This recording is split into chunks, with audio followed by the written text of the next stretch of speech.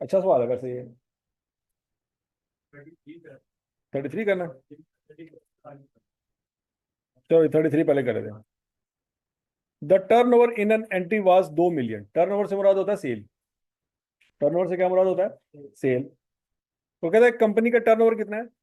2 million. 2 million का मतलब है कि 2 मिलियन की सेल हुई है। And it's account receivable were 5% of turn over. कि जितनी चीजें बेची थी उसमें से कितने पैसे पेंडिंग है? 5%। तो 2 मिलियन का 5% ले लेंगे, डेटर का बैलेंस आ रहेगा। ले जरा क्या आंसर आता है?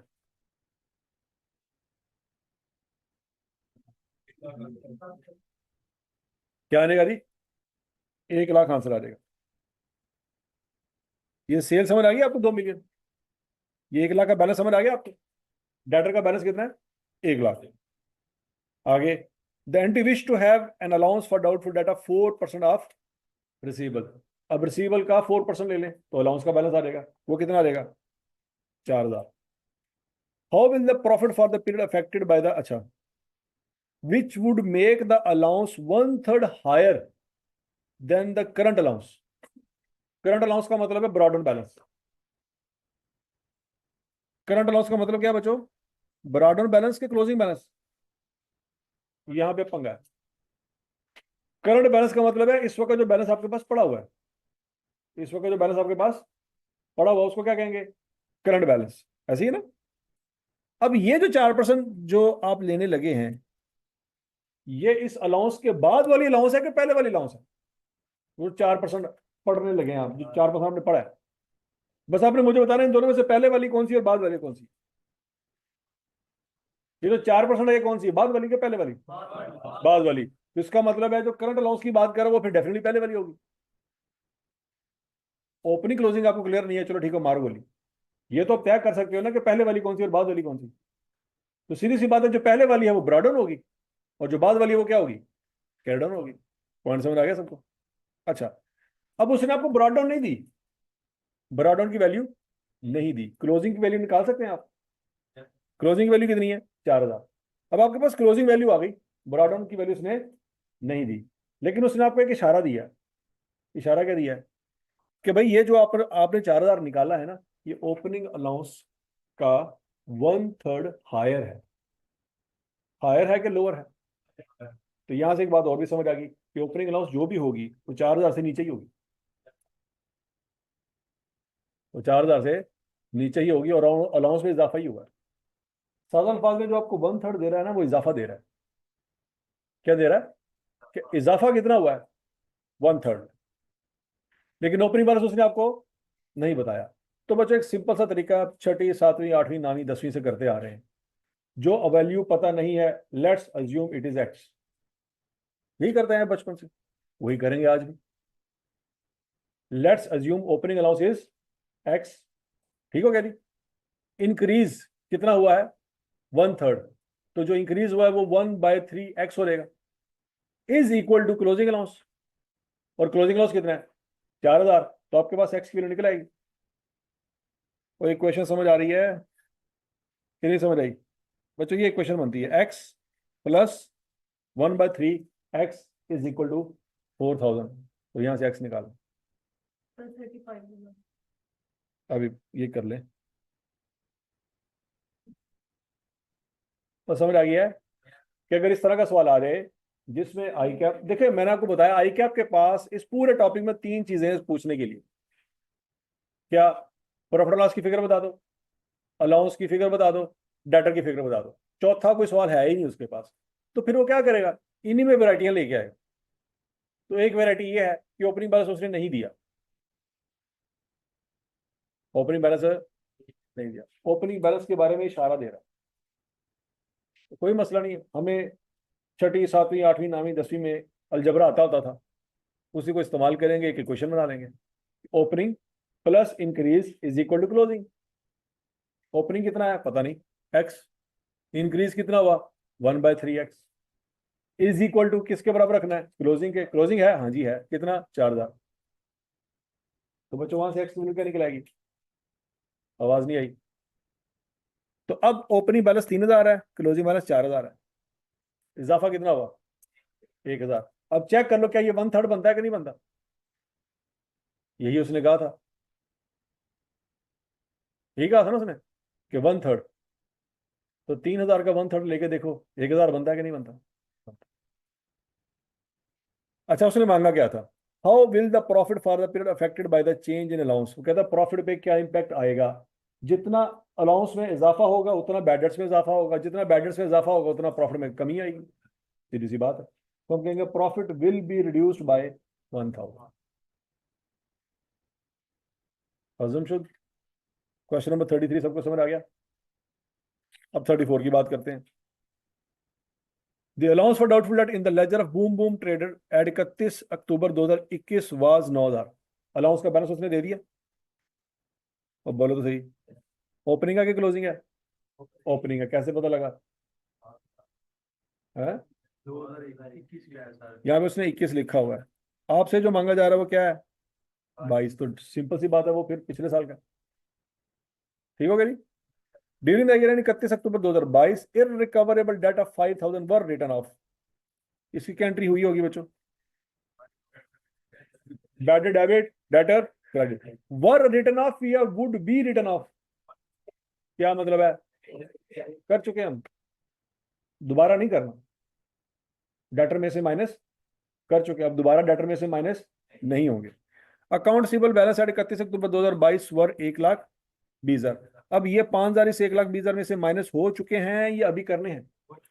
ये बात याद रखनी।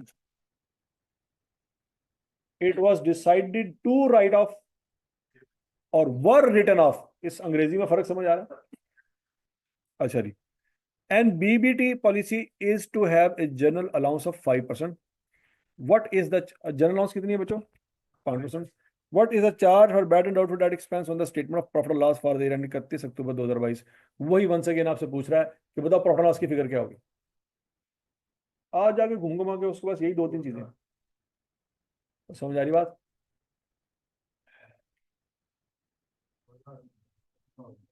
तो बच्चों, उसने आपको बैड बता दिया। बैड कितनी आ रही? अगर हम बैड का अकाउंट बनाएंगे तो उसमें ऑलरेडी जो आ रहा होगा वो कितना आ रहा होगा? 5,000। और अगर हम अलाउंस का अकाउंट बना रहे होंगे, ओपनिंग बता दी उसने कितनी है? 9,000। क्लोजिंग निकाल लेंगे। 1,20,000 का क्या करेंगे? 5% लेंगे, क्या आ जाएगा? इजाफा हुआ कमी हुई? तो 61 पे आएगा, 61 पे आएगा। तो प्रॉफिट लॉस में जाने वाली फिगर कितनी है? 2,000। ए ऑप्शन बनती।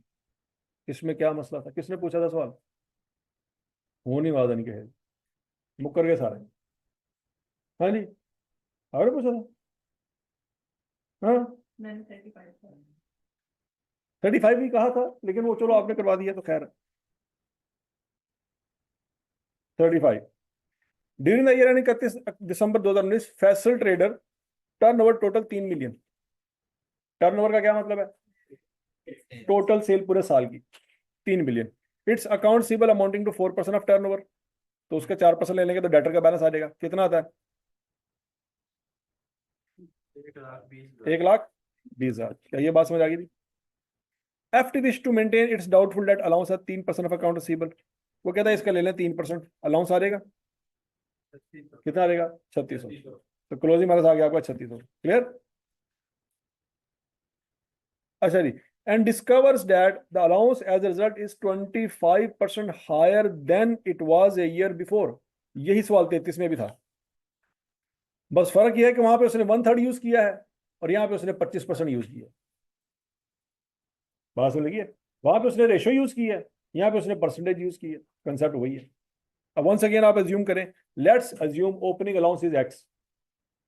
ओपनिंग अलाउंस क्या है? इजाफा कितना हुआ? 25% ऑफ एक्स। तो वो हो जाएगा 0.25x is equal to closing allowance. Closing allowance आपके पास है कितनी है? 3,600। वो उसको इक्वेशन को सॉल्व करेंगे, एक्स की वैल्यू आ जाएगी। निकालें। 2,880। 2,880 सबको समझ आ गया जी? अब बोलो तो सही।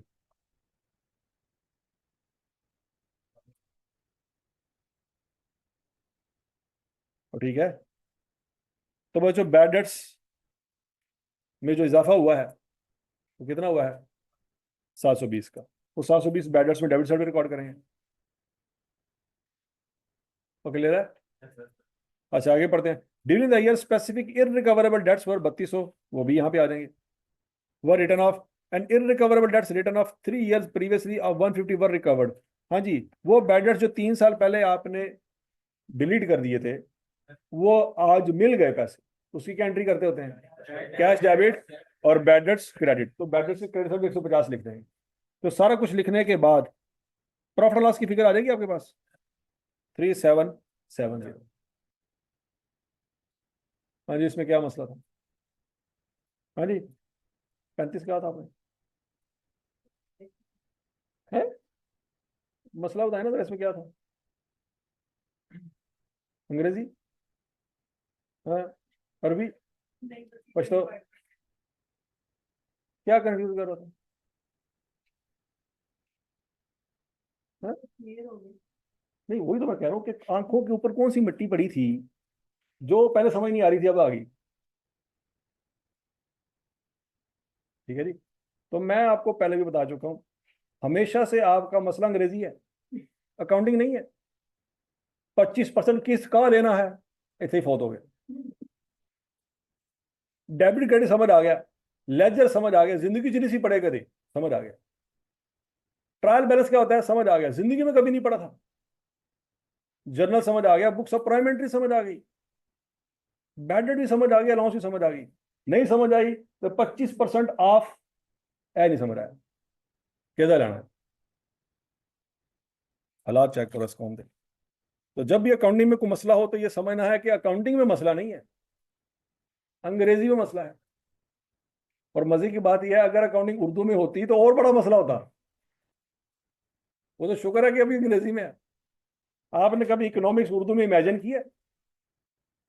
इकोनॉमिक्स की अंग्रेजी को आप गूगल पे ट्रांसलेट करना और जो उर्दू आएगी ना वो बोल के दिखा देना क्या लिखा हुआ है। रसद की लचक, इसको अंग्रेजी में क्या कहते हैं पता ही नहीं। और समझ आ रही बात? रसद किसको कहते हैं? रसद, रसद सप्लाई को कहते हैं। डिमांड की उर्दू में क्या मतलब है? तलब, तलब की लचक, रसद की लचक। ठीक है जी। इलास्टिसिटी ऑफ डिमांड पढ़ा हुआ है, तो उर्दू में बोला भी नहीं जा रहा। ये शुक्र करो अंग्रेजी में है। ठीक है जी। इतने सब कुछ उतल पतल होया होना सी, हर दूसरा बंदा मिर्जा गालिब बने होना सी अगर इकोनॉमिक्स उर्दू च पढ़ लेंदा।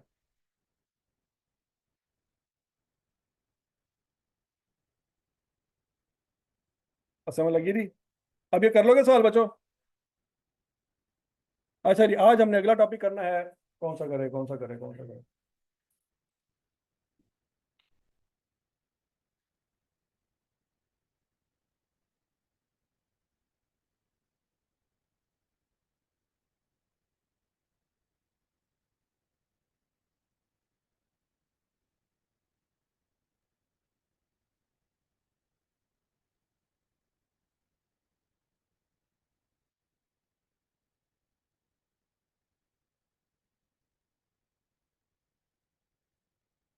अच्छा जी बच्चों, आज हमने टॉपिक पढ़ना है जी डेप्रिसिएशन। चैप्टर कौन सा है आपका? चैप्टर नंबर 6 है जी, नोट कर लें।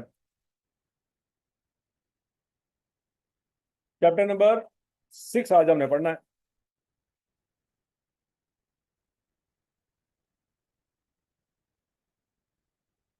एसिड की डेफिनेशन मैंने आपको शुरू शुरू में बचपन में लिखवा दी थी, याद है? क्या डेफिनेशन थी? हर वो चीज जिसका फ्यूचर में फायदा हो, हर वो चीज जिसका फ्यूचर में फायदा हो, वो क्या है? आपके हाथों में बॉल पॉइंट है, ये क्या है? आपके पास रजिस्टर है, ये क्या है? आपके पास पीआरसी की बुक है, वो क्या है? इन सब का फ्यूचर में फायदा होना है।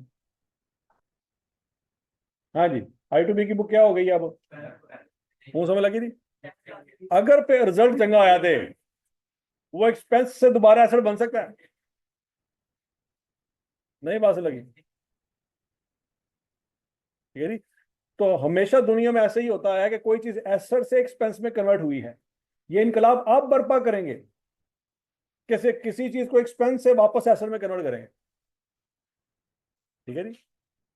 तो तारीख को आप बदल सकते हैं, कोशिश करें कि ना ही बदलें, लेकिन तारीख बदली भी जा सकती है। बरं एसेट क्या है जी? Any resource from which future benefit are expected, हर वो चीज जिसका फ्यूचर में फायदा होगा। कन्फर्म है 100% के होगा? नहीं, एक्सपेक्टेड। एक्सपेक्टेड से क्या मुराद है? उम्मीद है कि होगा। देखें, आपको पता अच्छी तरह से कि जो बाल पड़ना वो एसेट है, लेकिन ये आपके हाथों में ही खत्म होगी, आज तक नहीं आपने ऑब्जर्व किया, या गुम जाती है, या कोई दोस्त ले जाता है, फिर याद नहीं आता कि किसको दी थी, ठीक है जी। तो बाल पड़ कभी खत्म होते हमने नहीं देखी। ये गोल्डन मौका हमारी जिंदगी में कभी नहीं आया। आया वो कैसे होर दी तो मकाई होनी अपनी नहीं मुकदी, लिखा ही नहीं जाता, ठीक है जी। बर एसेट, एसेट की डेफिनेशन तो क्लियर है सबको। अब एसेट बच्चों आज हम पढ़ने जा रहे हैं कि दो तरह के होते हैं, टेंजिबल और इनटेंजिबल।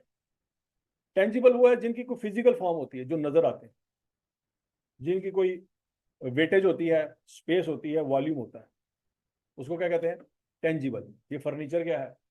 टेंजिबल। बिल्डिंग, एसी, पंखे, प्रोजेक्टर, लैपटॉप, मोबाइल, ये सारे के सारे क्या हैं? टेंजिबल। इनटेंजिबल कौन से होते हैं? ऐसे एसेट जिनका फ्यूचर में फायदा तो होगा, लेकिन वो आप उसको फील नहीं कर सकते, उसकी कोई फिजिकल वॉल्यूम नहीं होगा, उसका कोई वेट नहीं होगा। बात समझ आ रही कि नहीं आ रही? अब आपके दिमाग में कीड़ा आ रहा है कि सर उसका वॉल्यूम तो होता है, ਅਸੀਂ मूवी कॉपी करी दी है 3 GB की, वॉल्यूम तो है ਉਹਦਾ। बात समझ लगी? उस वॉल्यूम की बात नहीं हो रही, ठीक है जी। वॉल्यूम 3 डायमेंशनल जो स्पेस है वो उसने कितनी कवर की। यूएसबी जब लैपटॉप पे लगा रहे थे तो पहले यूएसबी का वेट किया था, इतने ग्राम था। जब उसमें हमने डाटा कॉपी किया, बाद में वेट किया था, वेट बढ़ गया। तो वो जो एसेट उस यूएसबी में ट्रांसफर हुआ है, उसकी वजह से यूएसबी का वजन नहीं बढ़ा। बात उस वजन की हो रही, ये नहीं कि 50 GB स्पेस ही 39 GB रह गई, उसकी बात नहीं कर रहे हैं। समझ लगी बात? इनटेंजिबल एसेट वो एसेट हैं जिनकी कोई फिजिकल फॉर्म नहीं होती, जिनकी कोई स्पेस में वॉल्यूम नहीं होता, वेटेज नहीं होता, हजमशुद, लेकिन आपको पता चल जाता है कि यार ये चीज भी जरूरी है। मतलब लैपटॉप में अगर विंडो ना हो तो लैपटॉप नहीं चला सकते, सब्जी काटने के काम तो आ सकता है, लेकिन और किसी काम नहीं आ सकता। नहीं बात समझ? मोबाइल में सॉफ्टवेयर मेल फंक्शन हो जाए तो मोबाइल किसी काम का नहीं, जब तक वो सॉफ्टवेयर सॉफ्टवेयर ठीक ना हो जाए। और समझ आ गई बात की कि नहीं आ गई? तो विंडोज जो हम लैपटॉप पे करवाते हैं वो एक क्या है? इनटेंजिबल एसेट है। रेपुटेशन, गुडविल, किसी कंपनी का नाम, brand, Pepsi, Coke, KFC, McDonald, ये सारे के सारे क्या हैं? ये नेम है, ठीक है जी। गुडविल, सॉफ्टवेयर, ट्रेडमार्क, लोगो, कॉपीराइट, ब्रांड नेम, ये सारे के सारे क्या हैं? Intangible assets. ये सारे के सारे क्या हैं? Intangible asset. समझ आ गई सबको? नाइकी का ऑनर कौन है? आपको इससे कोई लेना देना नहीं है, ब्रांड का आपको पता है, तो ठीक है। एप्पल कंपनी का मालिक कौन है? जिंदा है, मर गया, आपको इससे कोई लेना देना नहीं, लेकिन एप्पल कंपनी का आपको ब्रांड का पता है। समझ लगी बात की? तो बच्चों इसका मतलब है कि एक मालिक ने एक कंपनी बनाई, मालिक मर गया, कंपनी चल रही है, मालिक मर गया है लेकिन कंपनी फिर भी प्रॉफिट कमा रही है। इसका मतलब है कंपनी अपने मालिक से सेपरेटली अलहदा से चल रही है। तो वो इसी वजह से है कि वो कंपनी का अलहदा से एक नाम बन चुका है, मालिक का नाम कंपनी को नहीं चला रहा। हाँ, शुरू शुरू में मालिक का नाम कंपनी को चला रहा होता है। मतलब बिल गेट्स आज एक नई कंपनी लॉन्च करेगा, सारी दुनिया वो कंपनी का प्रोडक्ट परचेज कर लेगी, क्योंकि बिल गेट्स का नाम है, लेकिन बिल गेट्स का नाम किस वजह से बना? कंपनी की वजह से ही बना। पहले वो एक छोटे से कमरे में बैठ के, एक बेसमेंट में बैठ के, एक छोटी सी नुक्कड़, एक छोटे से वॉशरूम टाइप कमरे में बैठ के उसने काम शुरू किया। दुनिया उसको नहीं जानती थी। फिर उसका काम इतना ज्यादा इस्तेमाल हुआ कि दुनिया ने उसको जानना शुरू कर दिया। अब वो इतना बड़ा बंदा बन चुका है कि अगर आज कहे जी कि मैंने स्टील मिल खोलनी है, तो दुनिया कहेगी यार इसके काम में क्रेडिबिलिटी मौजूद होगी, ये जो भी कर रहा है सही कर रहा होगा, इससे हमने स्टील बाय करना। बात समझ लगी कि नहीं? बंदों का नाम कंपनी की वजह से बनता है, और फिर कंपनी का नाम बंदों की वजह से बनता है। एक सर्कल है जो चलता है। ठीक हो गया जी? बराबर। तो इनटेंजिबल एसेट कौन से एसेट होते हैं? जिनकी कोई फिजिकल फॉर्म नहीं होती, लेकिन उनका फायदा होता है। क्योंकि एसेट की डेफिनेशन ही क्या है? हर वो चीज जिसका फ्यूचर में फायदा होता है। तो बच्चों, अगर इनटेंजिबल एसेट और टेंजिबल एसेट के साथ वर्ड एसेट यूज हुआ है ना, तो इसका मतलब है पहले एसेट की डेफिनेशन उसमें पूरा उतरी होगी। नहीं बात समझ? पहले वो एसेट की डेफिनेशन में पूरा उतरा है, तभी उसकी कैटेगरीज आएंगी। तो बात लगी कि नहीं लगी?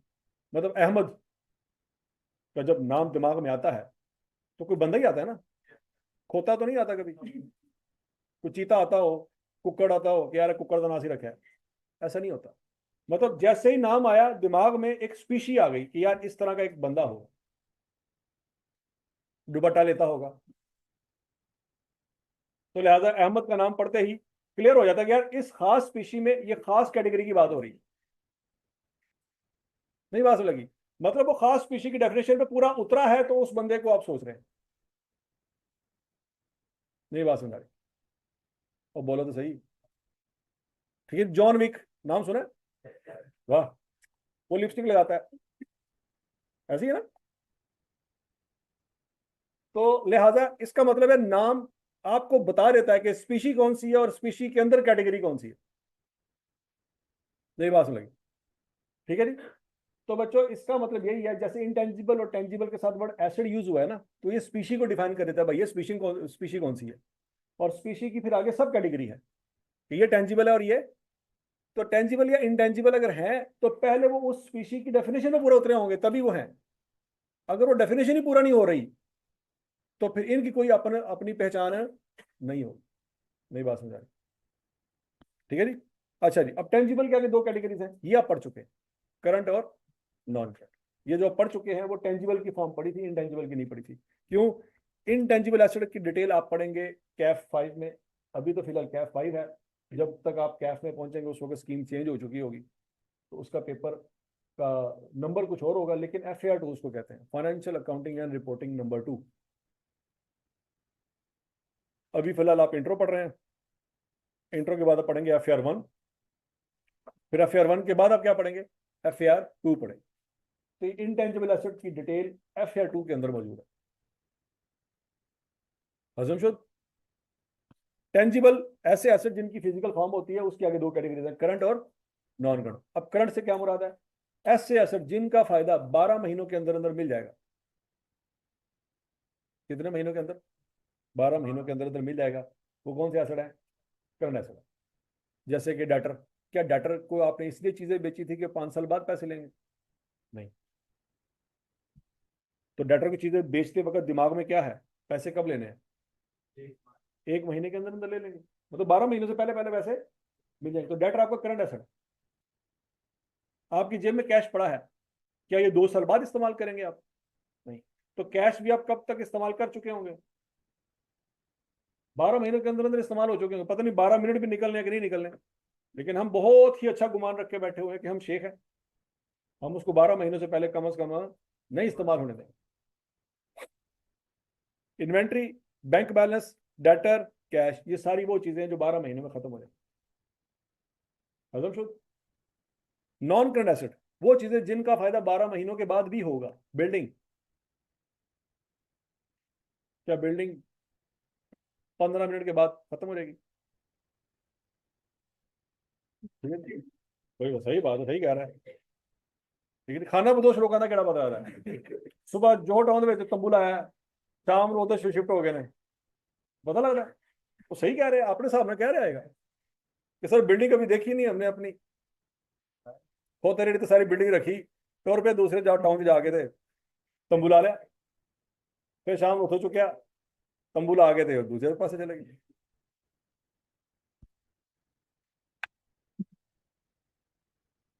और समझ लगी बात है? Land, building, plant, equipment, furniture and fixer. Fixer मैंने आपको बता दिया, तो फिक्सर क्या होता है? ये व्हाइट बोर्ड क्या है? ये फिक्सर है। मतलब है तो ये लकड़ी, लेकिन ये दीवार में फिक्स हुई पड़ी है, तो इसको हम फर्नीचर नहीं कहते, इसको क्या कहते हैं? ये फिक्सर। अच्छा बच्चों, अब टेंजिबल में भी फिर आगे दो कैटेगरीज हैं, सॉरी नॉन करंट में भी आगे दो कैटेगरीज हैं। कौन कौन सी? डेप्रिशिएबल और नॉन डेप्रिशिएबल। डेप्रिशिएबल वो एसेट होते हैं जो वक्त गुजरने के साथ साथ खत्म हो जाएंगे, और नॉन डेप्रिशिएबल जो वक्त गुजरने के साथ खत्म नहीं होंगे।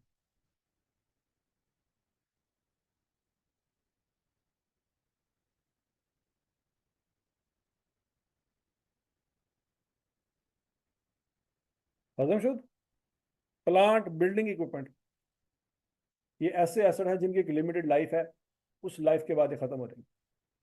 और लैंड, क्या इसकी कोई लाइफ है? ठीक है जी। तो वो जो कहते हैं कि कायद आज़म ने पाकिस्तान बनाया, तो कायद आज़म ने भर्ती पाई थी?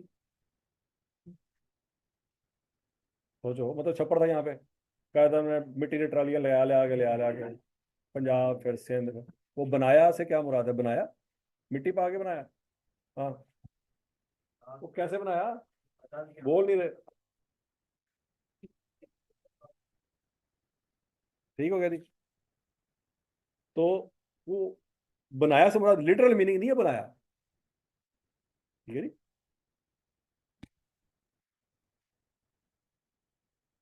अच्छा जी बच्चों, अब हम बच्चों आज जो बात करने जा रहे हैं ना, वो बात करने जा रहे हैं डेप्रिशिएबल एसेट्स की।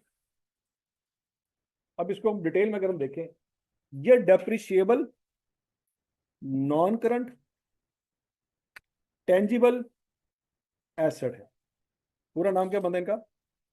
Depreciable, non current, tangible asset, ये कंप्लीट नाम बनता है। ठीक है जी। तो हम इतना कंप्लीट नाम नहीं लेते, स्पेसिफिक तो यही बनता है। लेकिन अगर कोई इतना बंदा इतना बड़ा नाम ले तो क्या याद है, पागल है यार। डिटेल में जाएंगे तो यही बनता है डेप्रिशिएबल, नॉन करंट, मतलब करंट एसेट में डेप्रिशिएबल एसेट नहीं होते, करंट एसेट में डेप्रिशिएबल नहीं होते। डेप्रिशिएबल किस में होते हैं? Non current. और नॉन करंट किस में होते हैं? टेंजिबल। और टेंजिबल किस में होते हैं?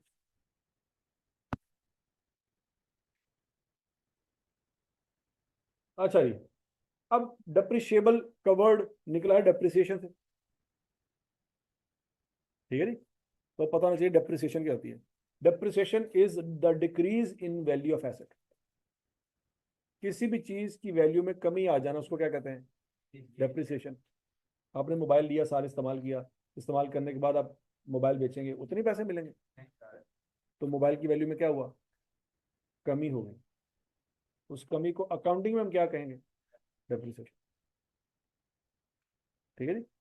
अगर हमने सीए की ये क्लास ना ली होती और हमारे सामने सिचुएशन होती कि मोबाइल लिया था, साल बाद उसकी वैल्यू में कमी आ गई, तो हम उसको ये ऐसे ही कहते हैं कि कमी आ गई, मोबाइल की वैल्यू क्या हो गई? कम हो गई। लेकिन अब हम क्या कहेंगे? ये डेप्रिशिएट हो गया। तो यहां से पता चलेगा बंदा कोई अकाउंटिंग दी क्लास ले रहा है। मतलब आपके वर्ड क्या हो रहे हैं? चेंज हो रहे हैं, आहिस्ता आहिस्ता आपकी लैंग्वेज क्या हो रही है? चेंज हो रही है। नई बात समझ आ रही? तो डेप्रिसिएशन क्या आ गई? अब मोबाइल की कीमत में तो कमी आनी ही आनी है। पॉइंट यह है कि आपने उस कमी को रिकॉर्ड कैसे करना है। आपने उस कमी को रिकॉर्ड कैसे करना, क्योंकि अकाउंटिंग में तो आपने एंट्री करनी है। मैंने कहा कि कोई भी इवेंट, कोई भी वाक्य अगर मैं आपसे डिस्कस करूंगा, तो आपने उस वाक्य में से क्या निकालना है? एंट्री निकालनी है कि सर ये एंट्री दसो की होनी है, ऐसी अकाउंटेंट ना। नहीं बात समझ लगी? तो कोई भी टॉपिक आपसे डिस्कस किया जाएगा, एंड रिजल्ट यही है कि सर ये एंट्री क्या है, क्योंकि हम अकाउंटेंट है, हमने डेबिट क्रेडिट की लैंग्वेज में बात करनी है, बात खत्म। तो पर पहले हम टॉपिक पढ़ेंगे, फिर उसके बाद उसकी एंट्री भी देख लेते हैं। डेप्रिसिएशन क्या है? Systematic allocation of the depreciable amount of an asset over it's useful life, ये उसकी डेफिनेशन। अब इस डेफिनेशन में कितनी चीजें आ रही हैं बच्चों?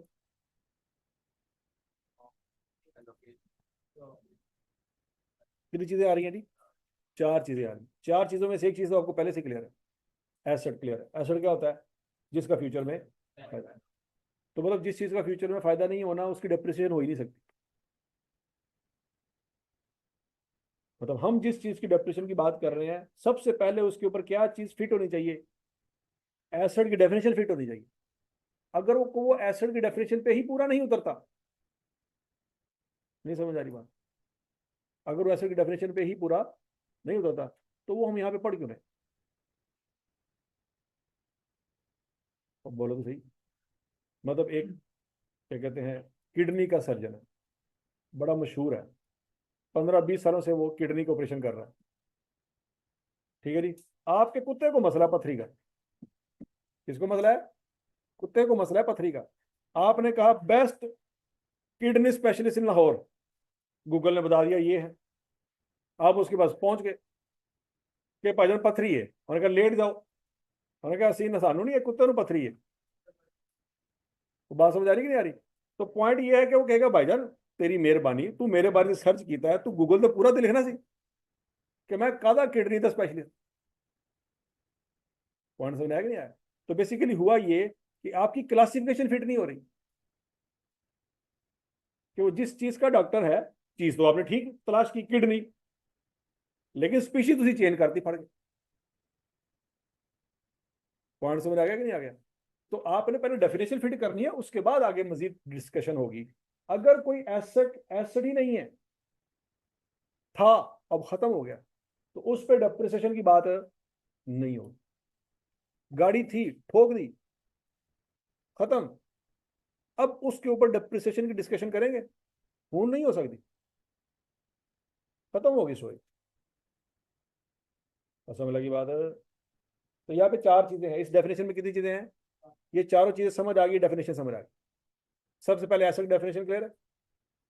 अब दूसरी चीज बात करते हैं कि यूजफुल लाइफ क्या है। यूजफुल लाइफ को देखते हैं बच्चों। यूजफुल लाइफ का मतलब यह है कि आपने अगर एक मोबाइल लिया है, कितने साल तक इस्तेमाल करने का इरादा है। फर्ज करें आपने मोबाइल लिया, आप कह रहे सर मैंने 3 साल इस्तेमाल करना, 3 साल बाद बेच दूंगा। इसका मतलब उसकी यूजफुल लाइफ क्या है? 3 साल। लेकिन जरूरी नहीं है कि यूजफुल लाइफ खत्म होने के बाद मोबाइल का बेड़ा गर्क हो गया। नहीं, जो आप किसी और को बेचेंगे तो अगला पागल है, अगला क्यों ले रहा है? उसके भी तो किसी फायदे का होगा ना, तभी तो उसके पैसे दे रहा है। नहीं समझ रही? अगर तो मोबाइल से 1 रुपए का भी फायदा अब नहीं निकल सकता, तो अब बेच किसको रहे? और जिसको बेच रहे हैं वो पागल है, वो उसके पैसे क्यों दे रहा है? इसका मतलब है कि अब वो उस मोबाइल को इस्तेमाल करेगा 1.5-2 साल। तो आपके नजदीक यूजफुल लाइफ उसकी 3 थी, अब उसके नजदीक यूजफुल लाइफ उसकी 2 साल होगी, क्योंकि उसने अब उसको 2 साल मजीद चलाना। समझ आएगी बात? तो यूजफुल लाइफ से मुराद यह है कि आप उसको कितने साल इस्तेमाल करने का इरादा रखते हैं। और जरूरी नहीं है कि किसी चीज की यूजफुल लाइफ उसकी टोटल लाइफ हो। टोटल लाइफ कुछ और है, यूजफुल लाइफ कुछ और है। यहां पे हम कौन सी लाइफ की बात करने जा रहे हैं? यूजफुल लाइफ की बात करने जा रहे हैं, टोटल लाइफ की बात नहीं करने। ठीक है? मतलब आपने देखा होगा कि आपको 1950 के जमाने की भी गाड़ी नजर आ जाती होगी कभी कभी रोड पे। वैसे तो इस तरह की गाड़ियां खत्म हो गई हैं, लेकिन वो कैसे बची हुई है?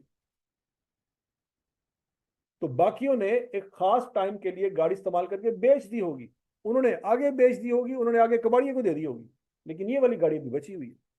70 साल गुजर गए उस गाड़ी को, लेकिन आज भी रोड पे है। तो इसका मतलब है इन लोगों के नजदीक यूजफुल लाइफ कुछ और है। तो यहां पे हम टोटल लाइफ की बात नहीं कर रहे, किसकी बात कर रहे हैं? Useful life. और यूजफुल लाइफ कंपनी की पॉलिसी के ऊपर डिपेंड करती है। मतलब समटाइम कंपनी सोचती है कि यार हमने अपने डायरेक्टर्स को गाड़ियां लेके देनी है। कितने डायरेक्टर हैं? 10। कितनी गाड़ियां आएंगी? 10। ओके, फिर 5 साल गाड़ियां चलाएंगे, फिर 5 साल बाद गाड़ियां चेंज कर। तो क्या गाड़ी की लाइफ 5 साल है? नहीं, गाड़ी तो 100 साल भी चल सकती है अगर संभाल कर रखी हो, मेंटेन की हो। लेकिन कंपनी कहती है कि यार 5 साल से ऊपर गाड़ी नहीं रखेंगे, इसमें फिर हर महीने कोई ना कोई काम निकल आएगा। 5 साल के बाद गाड़ियों में मसले आना शुरू हो जाते हैं। नहीं बात समझ लगी? तो डायरेक्टर की मीटिंग है जी, डायरेक्टर साहब नहीं पहुंचे, क्यों नहीं पहुंचे? और रात में जनाब उन्होंने फलां मसला हो गया सी, तो वो वर्कशॉप गए हुए। वो कहते यार मीटिंग करनी है, और वर्कशॉप खलोते हुए मीटिंग 2 करोड़ रुपए दी है, वर्कशॉप तो कम 10,000 का। वो कहेंगे यार ये 10,000 के कम पीछे सी सारे डिसीजन सी साढ़े पेंडिंग पे हुए। उस वक्त फिर गाड़ी मैटर नहीं करती। फैसले जो वक्त पे करने थे, उससे हमारी जो डील होनी थी फलां कंपनी के साथ, इतनी इंपॉर्टेंट डील थी हमारी, वो सारा चीफ एग्जीक्यूटिव ही गायब है। किस वजह से? जी गाड़ी में कोई मसला आ गया, वर्कशॉप पे खड़ा। तो कंपनी कहती है यार गाड़ियां इतनी कीमती नहीं है जितने फैसले टाइम पे होना कीमती थे, गाड़ियां चेंज करो सारे नहीं। बात समझ लगी है? तो बड़ी बड़ी कंपनियां जो होती हैं, वो अपने जो सीनियर तरीन जो बंदे होते हैं उनकी गाड़ियों का क्या करते हैं, एक पॉलिसी बनाते हैं कि यार ऐसा कोई हरकत ना होए कि एंड टाइम के जो मीटिंग होनी होए पता लगे जो फलां डायरेक्टर की गाड़ी खराब हुई भाई, ये कोई चक्कर नहीं। तो फिर उनके लिए छोटी मोटी गाड़ियां नहीं रखेंगे, महंगी तरीन गाड़ियां रखेंगे, उनकी मेंटेनेंस की पॉलिसी परचेज करेंगे, उनकी इंश्योरेंस करवाएंगे। और अगर कोई मसला नहीं भी होगा तो वीकेंड पे या मंथ एंड पे जाके उसको खुद वर्कशॉप पे छोड़ के आएंगे, यार चेक करो, ये कल अचानक खराब नहीं होनी चाहिए। क्यों? डायरेक्टर का हर हाल में टाइम पे कंपनी में पहुंचना जरूरी है। टाइम कीमती है, गाड़ी कीमती नहीं। तो बात समझ आ रही कि नहीं आ रही? तो वो जो चीफ एग्जीक्यूटिव या डायरेक्टर होते हैं, वो जो बड़ी बड़ी गाड़ियों में, बड़ी बड़ी महंगी गाड़ी में घूम रहे होते हैं, वो उनको कुछ शौक नहीं होता उन गाड़ियों में घूमने का। ठीक हो गया? मसला ये है कि उनका टाइम उनसे, उनकी गाड़ियों से ज्यादा कीमती होता है। वो कहता है यार ऐसी रिलायबल गाड़ी ले लो ਜਿਹੜਾ ਸਾਨੂੰ पता है, थोड़ा ਜਿਹਾ भरोसा तो होए कि यार ਤੁਹਾਨੂੰ कभी तंग नहीं करेगी। और समझ आ रही कि नहीं आ रही? उन्होंने तो पीछे सीट पे बैठना है, 15 या 20 मिनट का रास्ता होगा उनका, फर्ज करो ड्राइवर गाड़ी चला रहा है। अब बेंटली हो, लैम्बोर्गिनी हो, पोर्शे हो, वो उसको क्या फर्क पड़ता है, उन्हें पिछली सीट पे बैठना है। तो हो सकता है तो पीछे तकिया रख के बैठा है। बात समझ आ रही कि नहीं आ रही? उसको गाड़ी का, उसने गाड़ी का कोई उसको क्रेज नहीं है, उसको गाड़ी को चलाने का फायदा भी कोई नहीं, चला तो ड्राइवर ने मौजूद ड्राइवर दी लगी है। ठीक है जी, ਉਹ ਬੌਸ ਨੂੰ ਲਾਇਆ ਉਹਨੇ ਕੰਪਨੀ ਦੇ ਵਿੱਚ, ਲੈ ਗਿਆ ਹੁਣ ਕਰ ਰਿਹਾ ਜਨਾਬ ਸਾਊਦੀ ਅਰਬੀਆ ਵਾਂਗੂ 2 पहिया ਤੇ ਗੱਡੀ ਚਲਾ ਰਿਹਾ, ਤੇ ਮੌਜੂਦ ड्राइवर ਦੀਆਂ ਨੇ। बात समझ लगी नहीं लगी? तो ये जो बड़े लोग होते हैं, जो कंपनियों के चीफ एग्जीक्यूटिव होते हैं, जो सीनियर डायरेक्टरशिप पे बैठे होते हैं, उनको गाड़ी का क्रेज नहीं होता। वो रिलायबल करके ले लेते हैं कि यार ए गाड़ी रिलायबल है, कम से कम 80 साल 2 साल चलावांगे, कभी यदा काम नहीं निकले। पॉइंट समझ आ रहा है कि नहीं आ रहा? तो बच्चों, इसका मतलब ये हुआ कि किसी भी चीज की टोटल लाइफ कुछ और चीज है, और यूजफुल लाइफ कुछ और चीज। ठीक हो गया जी? तो हम बात कर रहे हैं यहाँ पे किस चीज की? Useful life. Useful life clear होगी? अगला पॉइंट एसेट क्लियर है? अगला point depreciable amount. Depreciable amount से क्या मुराद है उसको देखते हैं। आज आपने फर्ज करो एक मोबाइल लिया 1 लाख रुपए का। कितने का मोबाइल लिया? और आपको पता है कि यार मैं ये मोबाइल 5 साल इस्तेमाल करूंगा, इससे ज्यादा मैंने इस्तेमाल, वैसे मोबाइल 10 साल इस्तेमाल हो सकता है, लेकिन मैं ये मोबाइल 5 साल से ज़्यादा इस्तेमाल नहीं करूँगा। 5 साल बाद टेक्नोलॉजी चेंज हो जाती है, मुख्तलिफ किस्म के सॉफ्टवेयर जो है वो हैवी हैवी आ जाते हैं, बहुत सारे सॉफ्टवेयर मोबाइल में चलेंगे, कुछ नहीं चलें, या पीछे से कंपनी जो है वो इस मोबाइल को अपग्रेड करना बंद कर देती, इसका सॉफ्टवेयर अपडेट ही नहीं होना। उस ज़माने के जो सॉफ्टवेयर होंगे वो मेरे मोबाइल में चलने कोई नहीं है, तो मैं इस मोबाइल का चार्ज डालूंगा उसको, वैसे तो फ़ायदा दे देगा, यूट्यूब चल जाएगी, व्हाट्सएप चल जाएगा, लेकिन बाकी अगर मैंने एप्लीकेशन मोबाइल पे इस्तेमाल करनी है वो नहीं चल रही। जान छुड़ाओ, इस मोबाइल तो नवा मोबाइल डाल। समझ लगी? इसका मतलब है वो फिर सोचेगा कि आज मैंने जो मोबाइल 1 लाख रुपए का लिया है, 5 साल में इस्तेमाल करूंगा, 5 साल के बाद मैं इसको बेच दूंगा, तो कितने का सेल हो जाएगा? कितने का सेल हो जाएगा? अज्यूम करते 10,000 रुपये का सेल हो जाएगा। कितने का सेल हो जाएगा? तो 5 सालों में नुकसान कितना हुआ? 1 लाख का नुकसान नहीं हुआ। 1 लाख का नुकसान है नहीं हुआ। आज कितने का लिया? 1 लाख का। 5 साल बाद कितने का सेल हो जाएगा? 10,000 का। तो इसका मतलब 10,000 तो वापस आ ही गया ना। तो फिर कितनी वैल्यू कम हुई 5 सालों में? 90,000 आपकी डेप्रिशिएबल अमाउंट। वो अमाउंट जो कम हो जाएगी, वो अमाउंट जो लाइफ में, यूजफुल लाइफ में क्या हो जाएगी, कम हो जाएगी, उसको क्या कहते हैं? Depreciable amount. डेप्रिशिएबल अमाउंट का फार्मूला क्या होगा बच्चों? कॉस्ट माइनस स्क्रैप वैल्यू या रीसेल वैल्यू, जो भी है। डेप्रिशिएबल अमाउंट का फार्मूला समझ आ गया जी? आज कितने का लिया मोबाइल? 1 लाख का। 5 साल बाद कितने का सेल हो जाएगा? 10,000 का। तो कितनी कमी आई? 90,000। और 90,000 को क्या कहेंगे? Depreciable amount. उसका फार्मूला क्या है? Cost minus scrap value. Scrap value को वर्ड इसलिए यूज किया बच्चों कि हम वो वैल्यू लेंगे जो 5 साल बाद जाके सेल होनी है, ऐ नहीं कि 2 महीने बाद सेल करती। नहीं बात समझ लगी? हमने वो वाली वैल्यू लेनी है जो 5 साल की यूजफुल लाइफ पूरा करने के बाद आपको मिलेगी, क्योंकि शुरू में तो यही प्लान किया ना 5 साल इस्तेमाल करना। नहीं समझ आ रही बात? शुरू में आपने तय क्या किया? 5 साल इस्तेमाल कर। वो दूसरी बात है कि 5 दिन भी ना निकाले, घर मोबाइल लेके गए, वो बच्चे ने पढ़ाया, बच्चे ने ठा करके थले, तो क्या 5 साल उस टूटे मोबाइल को इस्तेमाल करते रहे? नहीं, मकसद फोत हो गया। उम्मीद यही है कि 5 साल इस्तेमाल करेंगे। एक्चुअल में हो सकता है 5 दिन भी ना निकाले, वो अलग स्टोरी। ठीक है जी? तो 5 साल बाद जब बेचेंगे तो कितने का सेल हो जाएगा, वो आपको आइडिया है कि 10% वैल्यू मिल जाती। तो 1 लाख का लिया है, 10% कितना आएगा? 10,000। तो वो 10,000 रुपये आपको मिल जाएगा। अब एक्चुअल में इतना मिलता है या नहीं मिलता है, वो 5 साल बाद का पता। ये एक अंदाजा है ना हमारा। अब ये कोई कसम नहीं खाई किसी ने कि 10,000 का मिल जाएगा, नहीं। ये क्या हम लगा रहे हैं? अंदाजा लगा रहे हैं। अंदाजे तो गलत होते रहते हैं। 6 महीने पहले आप भी अंदाजा लगा रहे थे कि मैं ब्रेन सर्जन बनाऊंगा, हूं कितने बैठे हुए हो? तो हूं तो 6 महीने बाद। ठीक है ना? हाँ, बेहतरीन रद्द मलाई है। कोई पता नहीं जिंदगी का कितने लाए। ठीक है नी? नहीं तो मैटर की तुसी पता नहीं की बांधे पे सी, एफएससी तुसी पता नहीं की बांधे पे सी, हूं तुसी की बांधे पे हो, तो 6 महीने बाद पता तुसी यूट्यूब चैनल खोलिया है।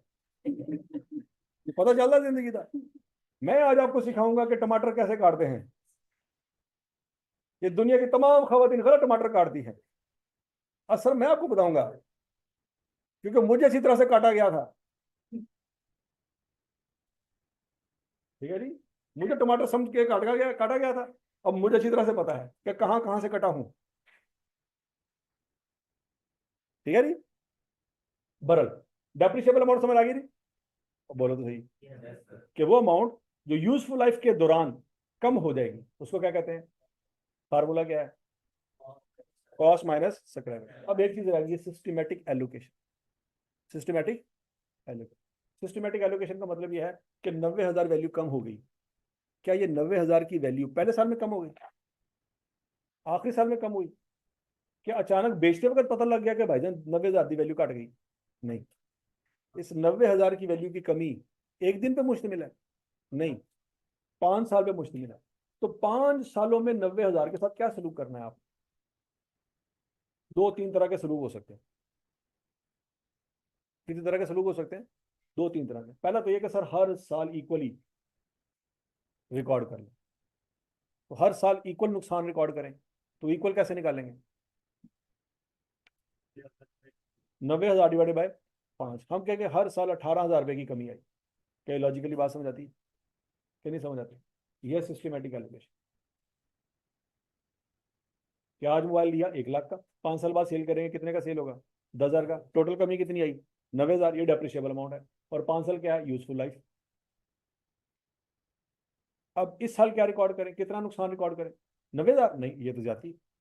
तो क्या सारा नुकसान फिर 5वें साल जाकर रिकॉर्ड करें? नहीं, ये भी जाती। क्या करें? 90,000 को किस पे डिवाइड कर दो? 5 पे डिवाइड कर दो, क्या आंसर आएगा?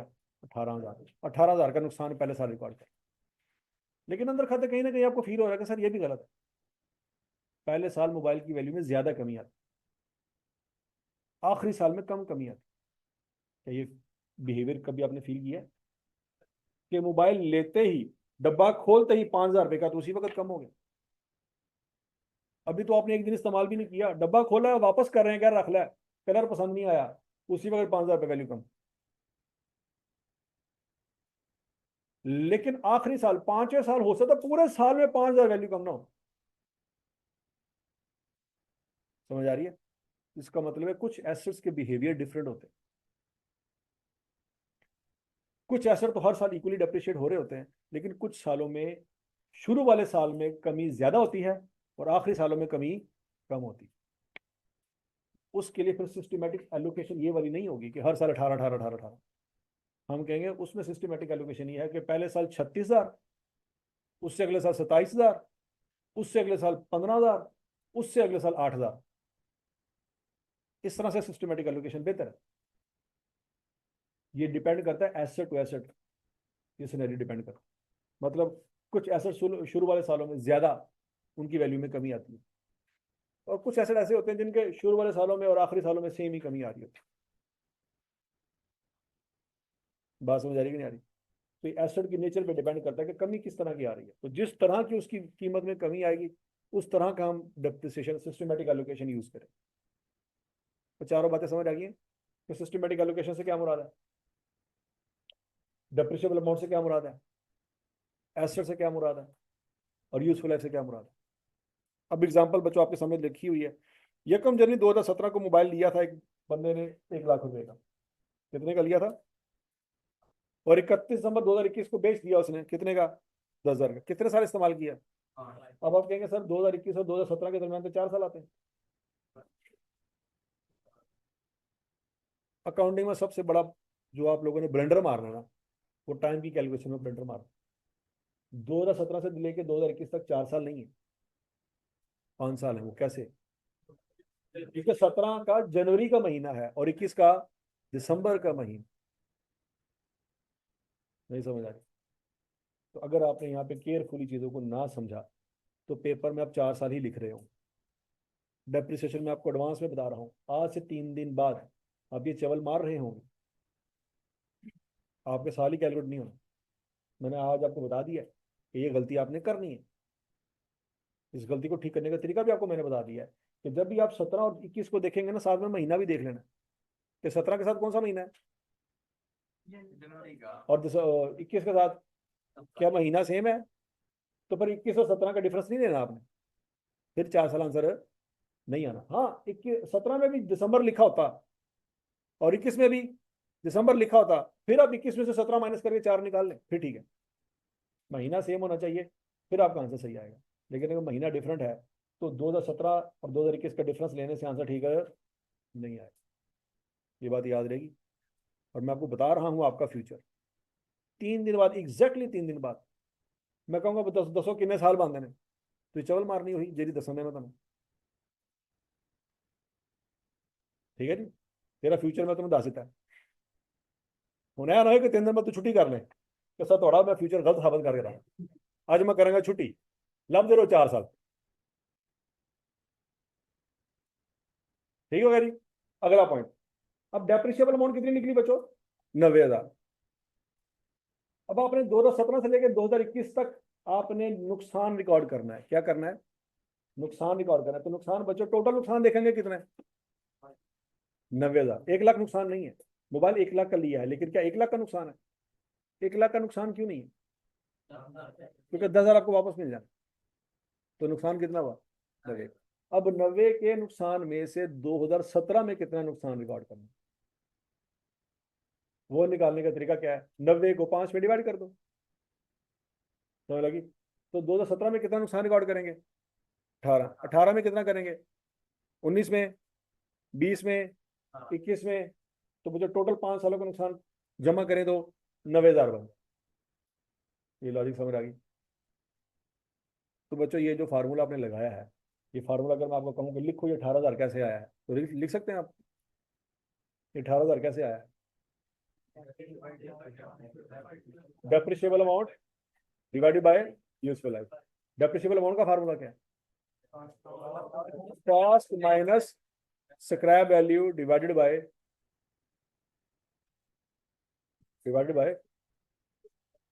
नो।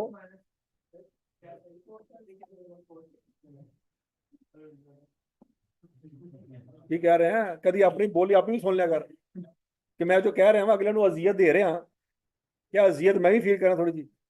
हाँ की कह रहे सी? हाँ ठोस।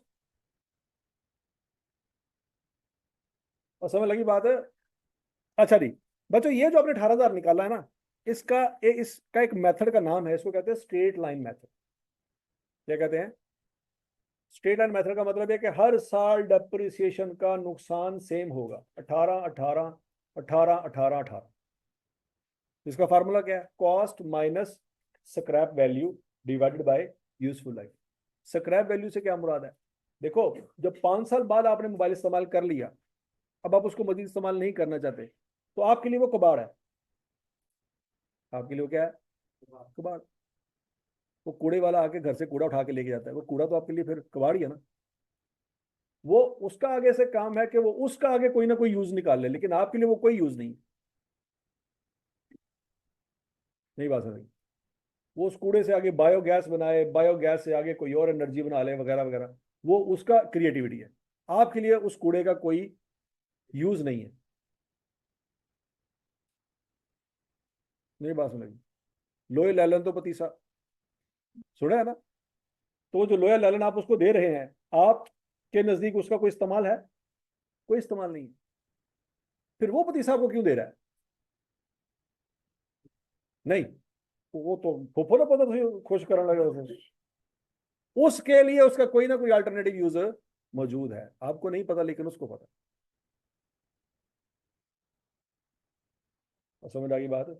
कूड़े वाला आपसे कूड़ा भी लेता है और पैसे भी लेता है, लेकिन वो पतीसे वाला, वो भी आपसे कबाड़ ले रहा है, लेकिन वो आपको इन रिटर्न कुछ ना कुछ दे रहा है, आपसे पैसे नहीं ले रहा। तो लगी, लेकिन दोनों ही आपके लिए कबाड़ है। तो 5 साल बाद जब ये मोबाइल बेच रहे हैं, आपके लिए वो कबाड़ है, आप उसको इस्तेमाल नहीं कर सकते, बस हो गई आपकी। तो उसके लिए वर्ड यूज होता है स्क्रैप वैल्यू। कौन सी वैल्यू? Scrap value. ऐसा भी हो सकता है आप मोबाइल आपने परचेज किया, 2 महीने बाद आपने बेच दिया, तो 2 महीने बाद जो आपको पैसे मिलेंगे वो स्क्रैप वैल्यू नहीं है। वो स्क्रैप वैल्यू कि आपने मोबाइल 1 लाख रुपए का लिया, 2 महीने बाद बेचा, तो 10,000 रुपए का बेचेंगे, क्योंकि आपने अपनी किताबों में 10,000 लिखा हुआ था। वो 10,000 का नहीं बेचेंगे आप। इतने बेवकूफ तो नहीं है ना? क्या है? 1 लाख का मोबाइल लिया, 2 महीने बाद 10,000 का बेचा, ऐसी कोई सिचुएशन आप फॉलो नहीं करें। तो बेचा तो तब भी था, तो बेचा तो 5 साल बाद भी है, तो फर्क क्या है? जो 2 महीने बाद बेचा वो स्क्रैप वैल्यू नहीं है, वो रीसेल वैल्यू, उसको हम क्या कहेंगे? लेकिन जो 5 साल बाद बेचा वो स्क्रैप वैल्यू है। क्यों? अब आपको उस मोबाइल का कोई और यूज समझ नहीं आ रहा। तो दोनों की वैल्यू में फर्क समझ आ रहा है? 2 महीने बाद भी बेच सकते हैं, 5 साल बाद भी बेच सकते हैं, लेकिन 2 महीने बाद की वैल्यू स्क्रैप वैल्यू नहीं है। 5 साल बाद की वैल्यू क्या है? Scrap value. तो स्क्रैप वैल्यू का मैंने वर्ड यूज किया है, रीसेल वैल्यू का वर्ड यूज नहीं किया। इसकी लॉजिक समझ आई आपको? क्योंकि 5 साल के बाद आप इस्तेमाल नहीं कर सकते, आपको समझ नहीं आ रहा कि मैं क्या इस्तेमाल। जूता टूट गया है, आप नहीं इस्तेमाल कर सकते, तो फिर आप जूता उस कबाड़िए को दे देंगे, और उसके अगेंस्ट को पतीसा मिलता है या कप मिलते हैं तो आप ले लेंगे। तो आपके लिए वो जूता जो टूटा हुआ वो स्क्रैप। लेकिन जूता सही सलामत है और आप बेच देंगे, तो क्या ये स्क्रैप है? ये तो स्क्रैप नहीं था। पॉइंट समझ आ गया? दोनों में फर्क समझ आ गया नहीं? अच्छा जी, cost minus scrap value divided by useful life. बच्चों इस फार्मूले में वैल्यू पुट करेंगे तो आंसर क्या आएगा? अमाउंट क्या आएगी? 90,000 तो नहीं ना आएगी? कितनी आएगी? वो जो 18,000 का आपने नुकसान रिकॉर्ड किया, क्या वो 1 हफ्ते का है? वो साल का है। तो याद रखना, इस फार्मूले से जो आंसर निकलेगा वो साल का आंसर निकलेगा। 5 साल का आंसर है, 1 महीने का आंसर है, 1 हफ्ते का आंसर, 1.5 घंटे का आंसर। बाय डिफॉल्ट इस फार्मूले से जो आंसर निकलेगा वो क्या होगा? वो 1 साल का आंसर होगा। हजम शुद्ध। वो कहता है यही फार्मूले का आंसर आप एक और तरीके से भी निकाल सकते हैं। क्या करें? कॉस्ट को मल्टीप्लाई कर दें डेप्रिसिएशन रेट से, उससे भी आंसर 18,000 आ रहा है। ऊपर वाला फार्मूला तो लॉजिकली समझ आता है ना आपको? ऊपर वाले फार्मूले में कॉस्ट की जगह क्या पुट करें? 1 लाख। स्क्रैप वैल्यू की जगह 10,000, और यूजफुल की जगह, तो आंसर क्या आएगा? 18,000। वो कहता है वही 18,000 का आंसर नीचे वाले फार्मूले से भी आ सकता है। कॉस्ट को मल्टीप्लाई कर दे एक रेट के साथ, आंसर 18,000 आ रहेगा। तो इसका मतलब है फिर वो रेट कैसे निकलेगा? वो रेट का फार्मूला उसने बताया बच्चों, कि डेप्रिसिएशन रेट का फार्मूला क्या है? Depreciable amount divided by cost multiply by useful life into 100। वैसे इस फार्मूले वैल्यू पुट करके देखिए क्या वाकई 18% रेट आता है। डेप्रिशिएबल अमाउंट कितनी है? 90,000 divided by 1,00,000 multiply by 5 into 100, 18%। अब बच्चों इस फार्मूले के मुताबिक अगर मैं कॉस्ट का 18% लूं तो क्या कितना आंसर आएगा? 18,000 ही आएगा। नहीं बात हो रही हजम शुद्ध? अब बोलो तो सही। अच्छा जी, तो 2018 में, अच्छा 2017 में तो 18,000 आ गया, 2018 में तो उसमें भी क्या आएगा? 18,000 ही आएगा, क्योंकि फार्मूला तो चेंज नहीं ना हो रहा। अब बोलो तो सही। अच्छा, अब मुझे इस फार्मूले में सोच समझ के जवाब देना। जब आपने 2017 का आंसर निकाला था, कौन सा आंसर निकाला था? 2017। कॉस्ट क्या रखेंगे आप? 1,00,000। स्क्रैप वैल्यू क्या रखेंगे? 10,000। और लाइफ क्या रखेंगे? तो क्या आंसर आ जाएगा? और जब 2018 में आप कैलकुलेशन कर रहे होंगे, कॉस्ट क्या रखेंगे? स्क्रैप वैल्यू क्या रखेंगे? और नीचे क्या रखेंगे? 4। तो आंसर क्या आएगा?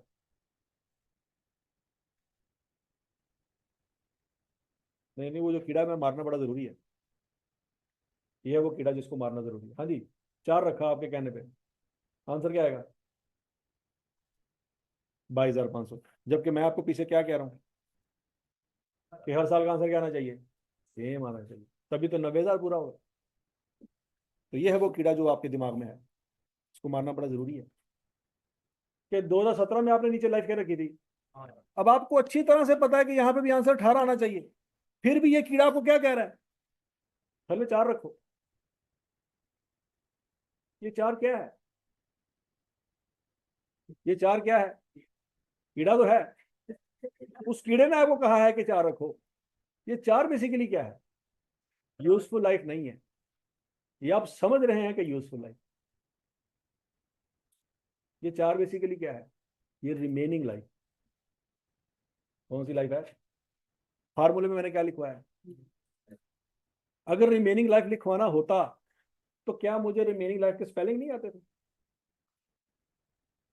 इन्ना तो आंदा ही होएगा ना।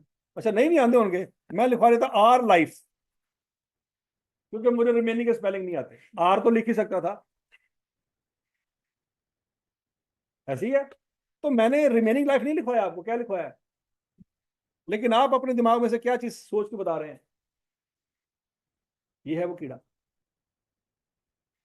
समझ आ रही है कि जिन्ना मर्जी मैं ਤੁਹਾਡੇ ਨਾਲ मगजमारी कर ला, कीड़े ने ਤੁਹਾਨੂੰ कहना ना सर कुछ ना कुछ डंडी मार रहे हैं, ਇੱਥੇ 4 आना चाहिए।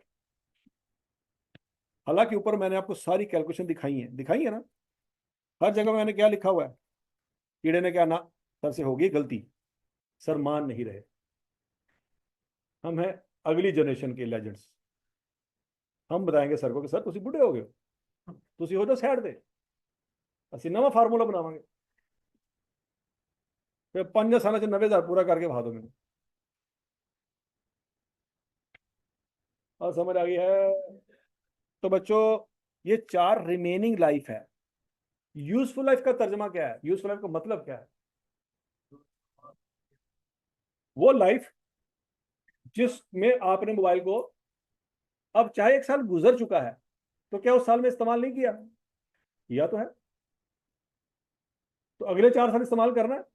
यस, लेकिन पिछला साल जो गुजर चुका है, क्या उसमें इस्तेमाल नहीं किया? यस। तो यूजफुल लाइफ अभी भी क्या है? 5 ही है, 4 नहीं हुई। नहीं समझ रही? तो बच्चों इस फार्मूले में याद रखना, चाहे 2017 हो, चाहे 2018 हो, 19 हो, 20 हो, 21 हो, नीचे क्या आना है? 5 ही आना है, रिमेनिंग लाइफ नहीं आना। हाँ जी, क्या कीड़े का क्या कहते हैं उसको, तसल्ली बख्श इलाज हो गया है? क्या भी कुछ रहता है? अच्छा जी, अब बच्चों ये दूसरा मसला, reducing balance method. Reducing balance method बच्चों उसी एसिड पे अप्लाई होता है जिसके बारे में मैंने आपको कहा था कि आपको समटाइम फीलिंग आती है कि सर ऐसा प्रैक्टिकली होता नहीं है कि हर साल 18,000 का नुकसान है। शुरू में ज्यादा नुकसान होता है, बाद में कम नुकसान होता है। तो ऐसा फार्मूला बताएं जिसमें शुरू में ज्यादा नुकसान रिकॉर्ड हो और बाद में कम नुकसान रिकॉर्ड हो। तो उसके लिए बच्चों ये फार्मूला है रिड्यूसिंग बैलेंस मेथड। तो इसका फार्मूला नोट कर लें पहले। Depreciation expense is equal to cost minus accumulated depreciation multiplied by rate। लिख लिया सबने? Cost minus accumulated depreciation multiplied by depreciation rate। क्या आपने क्यूएम में चैप्टर नंबर 5 पढ़ लिया? नहीं पढ़ा। ओके, चैप्टर नंबर 8 पढ़ लिया, 7 पढ़ लिया, पढ़ा कि ये चौथा कर रहे हैं? अच्छा, ठीक हो गया। चलो जी, accumulated depreciation, ये बच्चों फार्मूला आपने पढ़ना है चैप्टर नंबर 5 में। उस वक्त आपको पता चलेगा कि ये फार्मूला आप ऑलरेडी पढ़ चुके हैं। इस फार्मूले की एप्लीकेशन डिटेल में आप वहां पे देखेंगे। फिलहाल लॉस देखो, डेप्रिसिएशन बेसिकली एक नुकसान है। हकीकत में डेप्रिसिएशन को क्या कहते हैं? नुकसान, कमी आ रही है वैल्यू में। तो उसका फार्मूला क्या है जी? A is equal to P into 1 minus R की पावर एन। ए से क्या मुराद है? Future value. पी से क्या मुराद है? Present value. 1 minus R, minus क्यों लगा? नुकसान हो रहा है। R rate, power N, N से क्या मुराद है? लाइफ।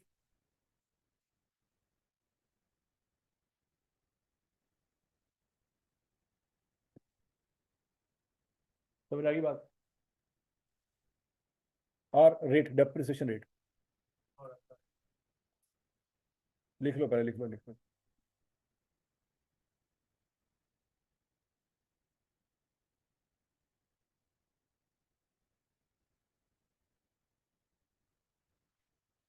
हाँ जी,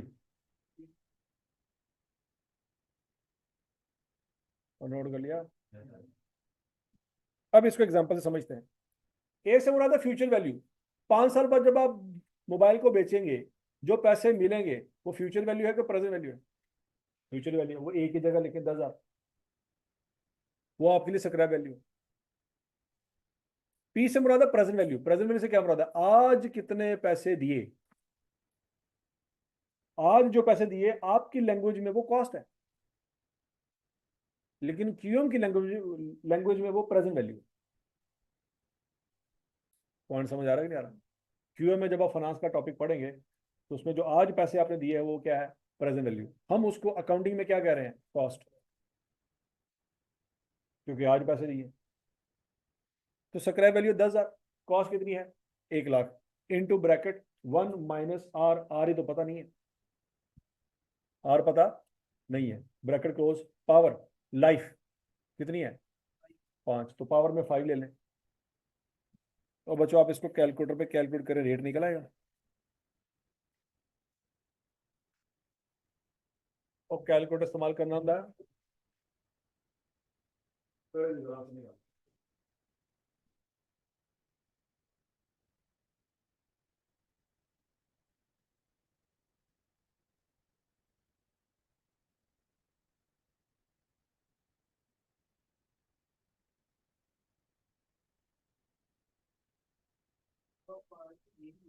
0.369, ये बेसिकली फ्रैक्शन है जो आप मुझे बता रहे हैं।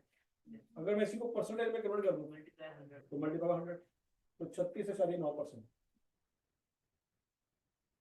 तो इतना तो समझ आता है ना कि फ्रैक्शन को परसेंटेज में कन्वर्ट करने के लिए क्या करते हैं? अंडर रूट ले लेते हैं, वैल्यू ले लेते हैं, मैट्रिक्स इंटीग्रेशन को क्या करते हैं? मल्टीप्लाई बाय 100 कर लेते। ये कब पढ़ा था भला? 55 कब पढ़ा था? याद करो, क्लास याद आ रही? याद आ रही? परसेंटेज पढ़ी तब भी नहीं पढ़ा थी? तो बहुत सत्यानाश। हाँ जी, ये आपने क्या चिल्ड्रन हस्पताल में कर रहे हैं? नर्स ने पैदा होने से वेलकम टू परसेंटेज।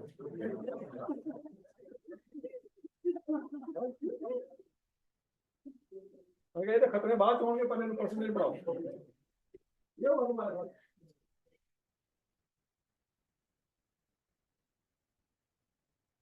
हाँ जी, ये परसेंटेजेस और रेशियोज वगैरह आपने मेरा ख्याल तीसरी चौथी में पढ़ ली हुई है। नहीं पढ़ी? तो नहीं तो दोबारा जाके घर जाके देखो, देख लेना। छोटे बहन भाई अगला तो है, तो भतीजे बाजे हैं आप लोगों के हैं? उनका जरा तुम नर्सरी पढ़ो, सिलेबस देखो, कोई ज़्यादा कुछ नहीं है, ठीक है? तो जो आपको 8वीं 9वीं में आपने पढ़ा था ना, अगर 15 रुपए के 2 दर्जन अंडे आते हैं तो 6 अंडे कितने रुपए के आते हैं? ये आजकल उन्होंने नर्सरी पर जो पढ़ाते हैं, तो हिसाब ला लो आप। अच्छा जी, और रेट समझ आ गया सबको? 36.9%। अब बच्चों इसका इस्तेमाल कैसे करना है? ऊपर फार्मूला लिखा हुआ है डेप्रिसिएशन एक्सपेंस का, cost minus accumulated depreciation. Accumulate का जो उर्दू में तर्जुमा है ना, उसका मतलब है इकट्ठा करना, एक्यूमुलेट करना। तो समझ लगी बात? अच्छा जी,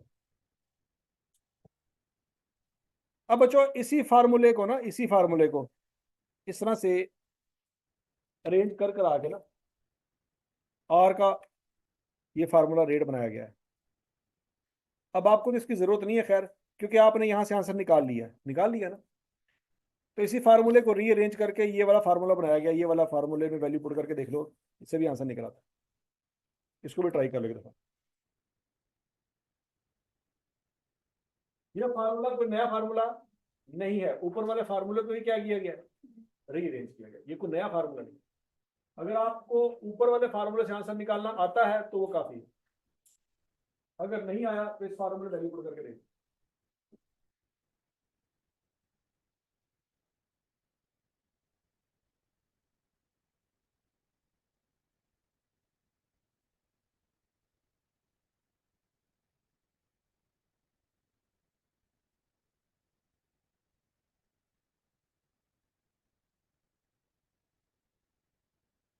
सेम आंसर है, तो ऊपर वाले फार्मूले से क्या आंसर आया था? बोलो तो सही, उससे भी आंसर आया था, सेम आंसर आता है। हाँ जी, अभी सोच समझ में जवाब देना, ये क्या 5 मल्टीप्लाई हो रहा है? ध्यान से बहुत सारे बच्चे 5 को मल्टीप्लाई कर रहे हैं, ये मल्टीप्लाई नहीं है।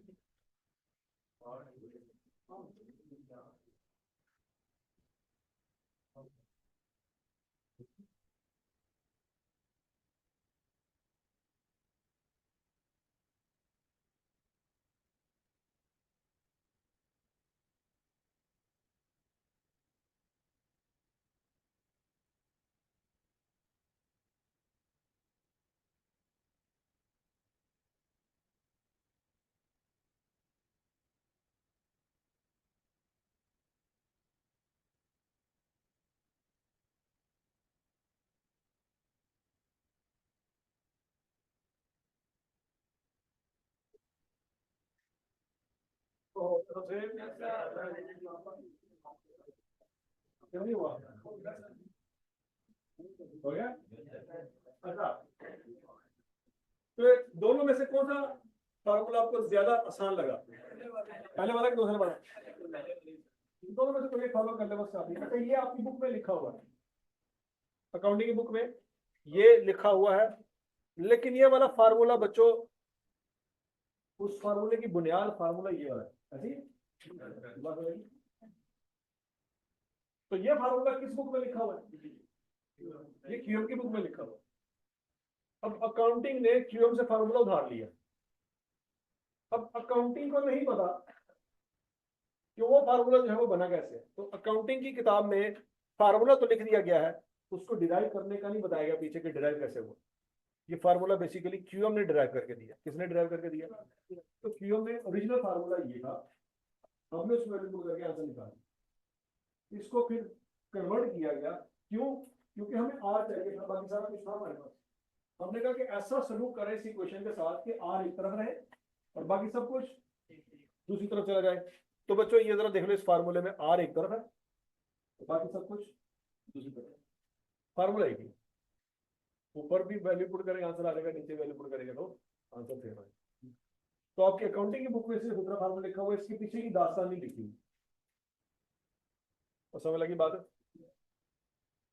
अच्छा जी, इस फार्मूले से भी बच्चों आपका आंसर क्या आया? 36.9%। अब इसको अप्लाई कैसे करना है? ये रेट मल्टीप्लाई कब होगा? ये रेट किससे मल्टीप्लाई होगा? क्या कॉस्ट के साथ मल्टीप्लाई होगा? दोनों की वैल्यू के साथ। कॉस्ट में से क्या करेंगे? क्या माइनस करेंगे? Scrap value. अब सुन लो अगली गलती जो आपने चवल मारनी है। आपने कल को या 2 दिन बाद या 3 दिन बाद इस कॉस्ट में से स्क्रैप वैल्यू माइनस कर रहे होना है। मैंने स्क्रैप वैल्यू नहीं लिखी, मैंने क्या लिखी है?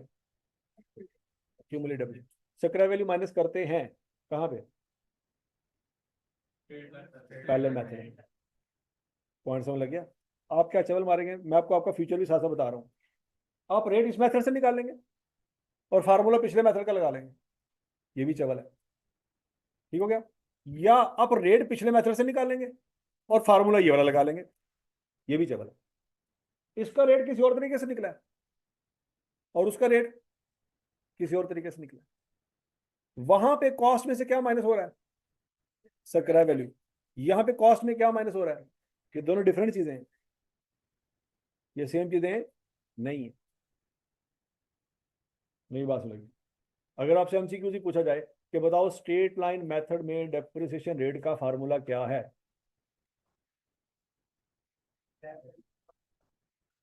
तो समझ आ रही है? और रिड्यूसिंग माइनस मेथड में रेट का फार्मूला क्या है? ठीक है जी, दोनों में फर्क समझ आ रहा है और डिफरेंशिएट कर लोगे। अच्छा जी, अब बच्चों जरा देखें, आपने मोबाइल लिया था नया नया, मोबाइल 2017 में नया नया मोबाइल लिया था। कितने का लिया था? 1 लाख रुपए का। क्या उसके ऊपर पिछले सालों में कोई डेप्रिसिएशन चार्ज हो चुकी है? 2017 में ब्रांड न्यू मोबाइल लिया है, पिछले सालों में उसके ऊपर कोई डेप्रिसिएशन चार्ज हो चुकी है, तो पहले साल आएगा जीरो। जीरो क्यों आया? क्योंकि ब्रांड न्यू मोबाइल था। एक्यूमुलेटेड डेप्रिसिएशन का मतलब है पिछले सालों की इकट्ठी डेप्रिसिएशन। तो इसकी पिछले सालों की कोई डेप्रिसिएशन है नहीं है, तो इसलिए पहले साल क्या माइनस होगा? और बोलो तो सही, जीरो। तो 1 लाख माइनस जीरो इंटू 36.9%।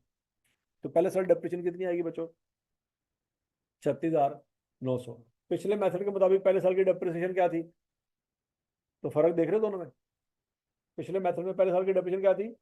18,000। इस मेथड में पहले साल की डेप्रिसिएशन डबल से भी ज्यादा है, 18 तो ना, और इसका आंसर तो 36,000 से भी ऊपर है। इस मेथड में पहले साल की डेप्रिसिएशन स्ट्रेट लाइन मेथड से डबल से भी ज्यादा है। क्या ये लॉजिकली बात समझ आ रही? अच्छा, अब अगला पॉइंट, 36,900 डेप्रिसिएशन चार्ज कर दी, साल के एंड पे मोबाइल की बाकी कीमत कितनी रहेगी? ये निकाल सकते हैं? साल के एंड पे मोबाइल की बाकी कीमत कितनी रह गई? और बाकी कीमत 1 लाख। अब 1 लाख नहीं रही, क्या हो गई है? 63,100। ये कैसे निकला 63,100? कॉस्ट में से जो डेप्रिसिएशन कैलकुलेट किया वो कर दिया आपने माइनस। समझ लग गई बच्चों? इस 63,100 के अजीबो गरीब नाम है, वो आपने याद रखने हैं। पहला नाम है कैरिंग वैल्यू, इसको क्या कहते हैं? Carrying value. दूसरा नाम है बीवी। ठीक हो गया? वापस आ रहा, वापस आ रहा। ठीक है, तो ये इसीलिए नाम रखा गया है कि एक वक्त आएगा। अब अकाउंटेंट के दिमाग में भी बीवी से क्या मुराद है? खत्म हो गई वो वाली बीवी, वो रिप्लेस हो गई। ठीक है जी? अब चूंकि आप अकाउंटेंट बन रहे हैं, तो जब भी कहा जाएगा यार उसकी बीवी क्या है, आप कहेंगे 63,100। साथ बैठा हुआ है एमबीबीएस वाला लड़का, कहेगा यार बीवी की गल कर रहे हैं तो 63,100 कह रहे हैं, यह केड़ी बीवी है? बीवियां के नंबर लगे हुए ने। ठीक है जी। तो उसको नहीं पता आप किस बीवी की बात कर रहे हैं। ठीक है जी। तो इसके क्या क्या नाम है बच्चों? कैरिंग वैल्यू, जिसको हम सीबी कहते हैं। बुक वैल्यू, जिसको हम बीवी कहते हैं। रिटन डाउन वैल्यू, जिसको हम डब्ल्यू डीवी कहते हैं। समझ लगी? मतलब कल को जब फ्रीक्वेंटली आप वर्ड यूज कर रहे होंगे तो बुक वैल्यू इतना बड़ा लफ्ज कोई नहीं कहेगा, सिंपल क्या कहा जाएगा? बीवी की। और समझ आ रही बात है? Very good. वो अपनी बीवियां दफन कर दो जितने भी है ना, क्योंकि अब बीवियां रिप्लेस हो गई 2018 में। अब बच्चों याद रखना, क्या 2018 में भी मोबाइल ब्रांड नहीं हुए? नहीं। अब वो 1 साल पुराना हो चुका। अब वो 1 साल पुराना हो चुका है। अब 1 लाख पे रेट नहीं लगेगा। 1 लाख पे क्या करेंगे? पिछले साल की डेप्रिसिएशन कितनी है? 37,900, वो माइनस करेंगे, जो बच जाएगा उसके ऊपर रेट लगेगा। तो करके देखें आंसर क्या आता है। 23,284। और टेबल समझ आ रहा है सबको?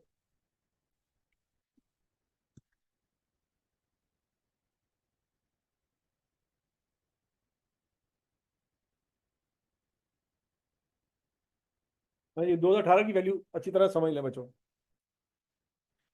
2018 की कैलकुलेशन में कोई मसला ऐड होना है।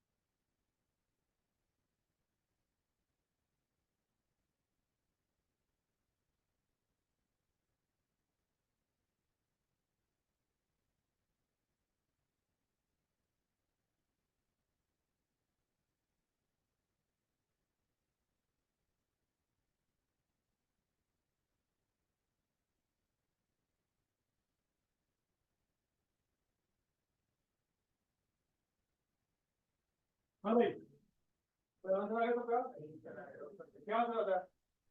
23,283 समथिंग ऐसे ही। वो राउंड ऑफ कर दिया हमने, तो 23,284 बन गया। ठीक हो गया? मतलब अगर आपका फार्मूला ठीक है ना बच्चों, तो अगर पॉइंट में कोई फर्क आ भी जाए, राउंड ऑफ कर दिया तो कोई मसला नहीं। मसला यह है कि आपने उसे बड़ी बड़ी चवलें मार देनी है। ये तो कोई चवल है ही नहीं। चवल समझ आ रही है कि नहीं आ रही? आप क्या करेंगे, कॉस्ट में से सकराया वैल्यू माइनस करके रेट लगा रहे होंगे 3 दिन बाद। जबकि आपको मैं बता रहा हूँ कि कॉस्ट में से क्या माइनस होना है? एक्यूमुलेटेड डेप्रिसिएशन, सकराया वैल्यू माइनस। वो कहाँ माइनस होनी है? स्टेट में मैक्सिमम, यहाँ नहीं होनी।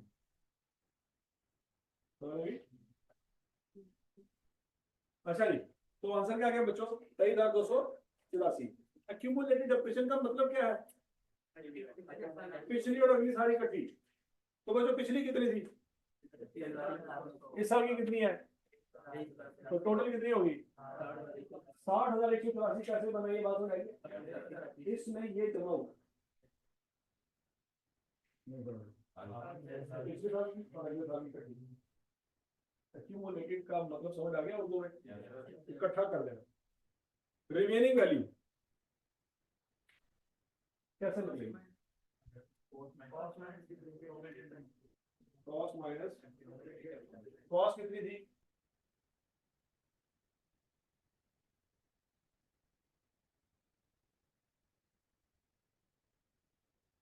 तो 20 भी हो गया, 21 भी हो गया।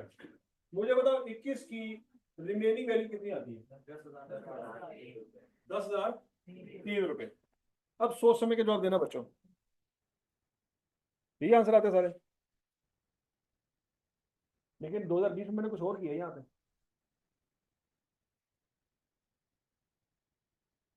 अब जो आपने किया और जो मैंने किया, ये मैच करके देखो, मैच होते हैं।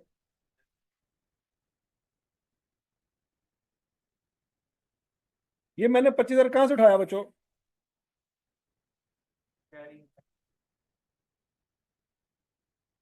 तो वो जो आखिरी कॉलम है basically cost minus accumulated depreciation ही है। सादा अल्फाज में बच्चों इस मेथड में जो आप रेट लगा रहे हैं ना वो कॉस्ट पे नहीं लगा रहे, वो बुक वैल्यू पे लगा रहे हैं। किस पे लगा रहे हैं? तो आखिरी कॉलम में जो आपने वैल्यू कैलकुलेट की है उसी का 36 से चलिए 9% ले लें तो अगले साल का आंसर आ जाएगा। करके देख लो।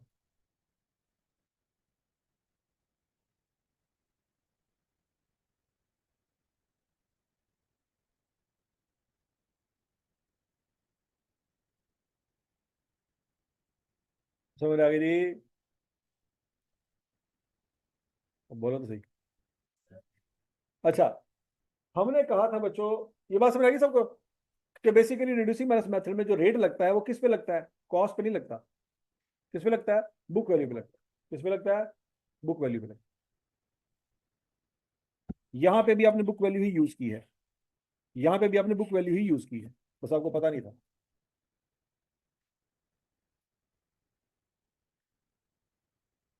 हजम शुद्ध। अगली बात, हमने क्या सोचा हुआ था कि 5 साल बाद मोबाइल बेचेंगे तो कितने पैसे मिल जाने चाहिए। तो बच्चों ये रिमेनिंग वाली क्या लिखी हुई है? ये 10,000 ही है। मतलब 5 सालों में डेप्रिसिएशन चार्ज करने के बाद 10,000 आंसर आना चाहिए, याद है? 5 सालों की टोटल डेप्रिसिएशन कितनी आनी चाहिए थी? 90,000। ये 90,000 याद है, तो 3 रुपए का फर्क क्यों आया? वो आपका जो रेट था वो एग्जैक्ट नहीं था। वो जो आपने रेट लगाया था 36.9% वो एग्जैक्ट है। उसके आगे भी बड़ा कुछ लिखा था जो आपने राउंड ऑफ कर दिया। अगर वो रेट आप एग्जैक्ट लगाते तो बच्चों एक्यूमुलेटेड डेप्रिसिएशन का आंसर 90,000 आता और बुक वैल्यू का आंसर 10,000 आता। पिछले मेथड का भी पर्पस यही था कि 5 सालों में 90,000 को एलोकेट करो। इस मेथड का भी पर्पस यही है बच्चों कि 5 सालों में 90,000 को एलोकेट करो। पर्पस दोनों का सेम, फर्क क्या है? वहां पे सिस्टमेटिक हर साल 18-18 आ रहा था, यहाँ पे सिस्टमेटिक हर साल, पहले साल 36 है, अगले साल 23 है, फिर उसके अगले साल 14 है, फिर उसके अगले साल 9 है, फिर उसके अगले साल 5 है। तो ये क्या होता जा रहा है? कम होता जा रहा है। तो जितने भी आपके टेक्नोलॉजी वाले इक्विपमेंट हैं, जो भी ऐसी चीजें हैं जो टेक्नोलॉजी बेस्ड है, उसमें रैपिडली डिक्रीज आता है वैल्यू। समझ आ रही है? उसकी कीमतों में कमी बहुत तेजी से आती है। लेकिन जो भी आपकी ट्रेडिशनल चीजें हैं उसकी कीमतों में कमी इतनी जल्दी नहीं आती। बिल्डिंग की कीमत में कभी इतनी जल्दी कमी नहीं आई। फर्नीचर की वैल्यू में कमी इतनी तेजी से नहीं आएगी जितनी तेजी से आपके मोबाइल की वैल्यू में कमी है। मतलब आपने फर्नीचर बाय किया मार्केट से, फर्स्ट करो 1 लाख रुपए का, छापर छुपर चढ़े हुए थे, घर आए, रखा, घर के कमरे में फिट नहीं आ रहा, छापर आप फाड़ चुके थे। अब आप वही फर्नीचर उतने का ही वापस बेच सकते हैं, कोई मसला नहीं है। उसमें इतनी कमी नहीं आएगी जितनी आपने मोबाइल को लिया, डब्बा खोला और वापस दे रहे हैं, जितनी कमी वहां पे आ गई। समझ आ गई बात है? तो मोबाइल की 5 साल बाद कीमत 90% गिर चुकी होगी, लेकिन फर्नीचर की 5 साल बाद कीमत 90% नहीं गिरती, 50% भी नहीं गिरती। समझ आ रही बात है? एसी की कीमत 5 साल बाद 90% से ज्यादा गिर चुकी होगी, लेकिन बिल्डिंग की कीमत 5 साल बाद इतनी नहीं गिरती।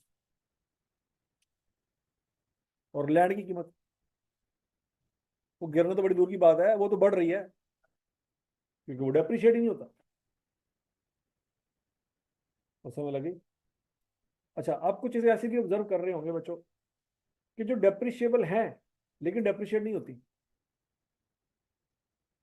फॉर एग्जाम्पल गाड़ी, गाड़ी आपने 5 साल पहले ली थी 20 लाख रुपए की, आज बेचने जा रहे हो तो 30 की सेल हो रही है, तो इसकी वैल्यू में क्या हो रहा है?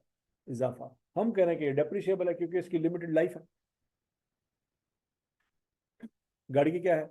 Limited life. ये लैंड थोड़ी है, फिर इसकी वैल्यू में इजाफा क्यों हो रहा है? उसकी वैल्यू में इजाफा इसलिए हो रहा है बच्चों क्योंकि गाड़ियां आप इंपोर्ट करते हो। क्या करते हो? तो गाड़ियों का रेट पाकिस्तानी करेंसी में तय नहीं होता, डॉलरों में तय होता है।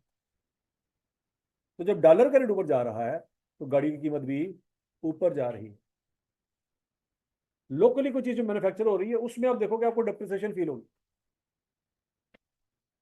नहीं बात समझ लगी? ठीक है, कोई कोई भी ऐसी चीज है जो डॉलर बेस है, डॉलर का रेट ऊपर जाने से ऊपर चली जाएगी। हजम शुद्ध? यहां तक जो बातें पढ़ी सारी समझ आ गई बच्चों? कैरिंग वैल्यू का फार्मूला क्या है? Cost minus accumulated depreciation. ये नोट कर लिया आपने? चलो जी, आज के लिए इतना ही काफी है बच्चों, बाकी इंशाल्लाह हम कल डिस्कस करेंगे। अभी आपने एक टेस्ट देना है, और कल भी, आज भी बैड डेट्स का टेस्ट है बच्चों, कल भी बैड डेट्स का टेस्ट होगा। अब आपके डेली बेस पे टेस्ट होंगे। हजम शुद्ध? चलो शाबाश।